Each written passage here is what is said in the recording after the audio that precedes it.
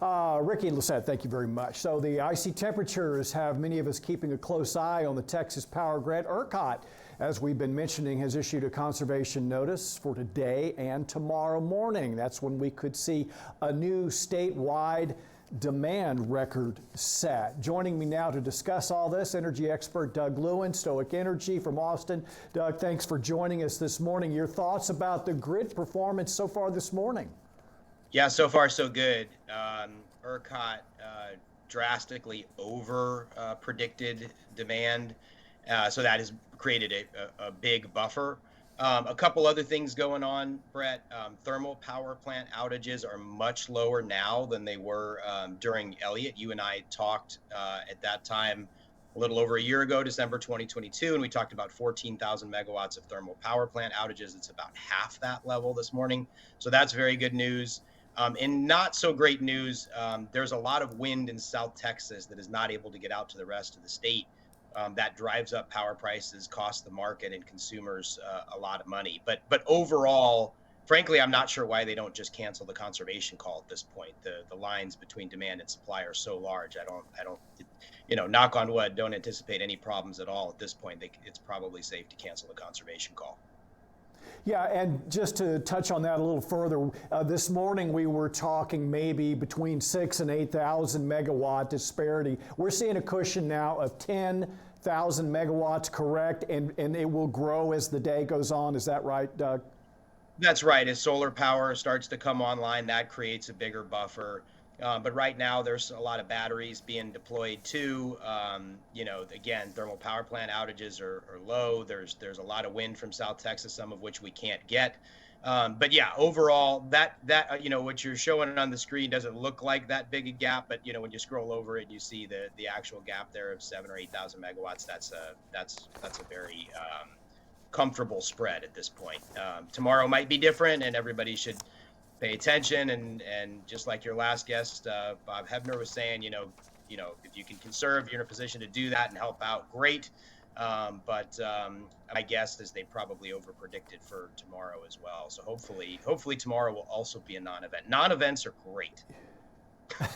They are great, and I think hopefully the conservation notice, even though it is still in effect, hopefully that will be in effect tomorrow. People will pay attention to that because at the moment there is a deficit of about 3,000 kilowatts predicted for this time tomorrow.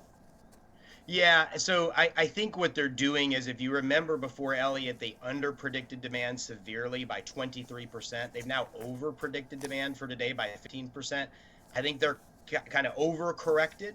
But yes, everybody should be aware, and if there's a way to reduce, that's great. I wish they were more precise, Brett, in their conservation calls. It's really between 7 and 9, and really right at about 8 o'clock, like 7:30, 8 o'clock in the morning. That is kind of the peak moment. So if folks do want to help out, you can kind of concentrate your efforts between 7 and 9. You got a little like portable heater you plug into the wall, unplug it for that hour, or don't dry your clothes at that time. Those kinds of things do help. And Bob Hebner was right.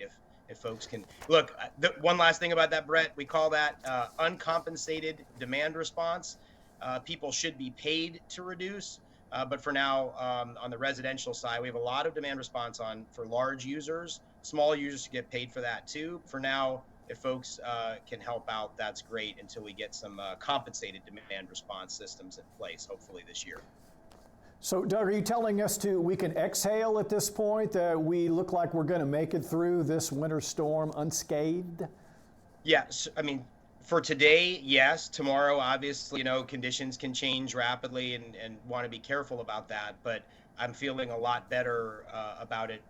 Again, I've been saying all along, I didn't think there was a high probability of outages. And if there were, they wouldn't last that long.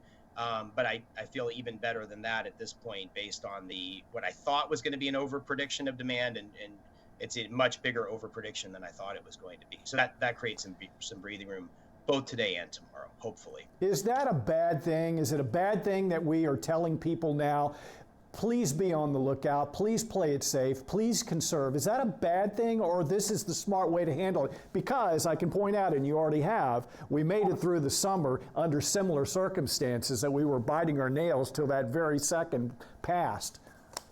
Well, it is, Brett. And look, if you that's the thing. If you have the compensated demand, you have demand response that you're not just asking people to do sort of, pretty please, will you reduce, but you actually have programs in there, and it's systematic. You have systems, and it's automatic. An operator can press a button and get those reductions.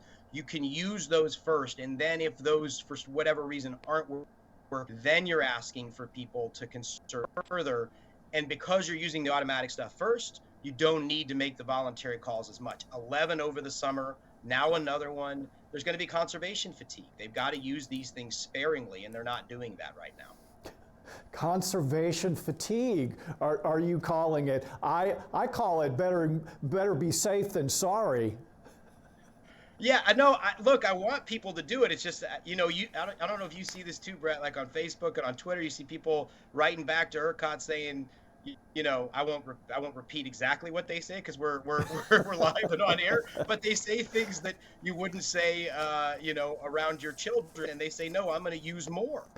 Right. And, I think there is kind of a snapback, and they have to be very careful how much they use that. It also has implications for price. When they over predict demand and you get these day ahead prices, it costs consumers. So they've got to get better at predicting, they've got to get better at forecasting, and they need to be very sparing in how they do these conservation calls. All right, Doug Lewin, thank you very much for joining us this morning. I think hopefully we'll be talking with you tomorrow under similar circumstances that we have dodged a bullet. Doug, thanks for being with us. Let's send it now to our Chief Meteorologist, Ricky Cody.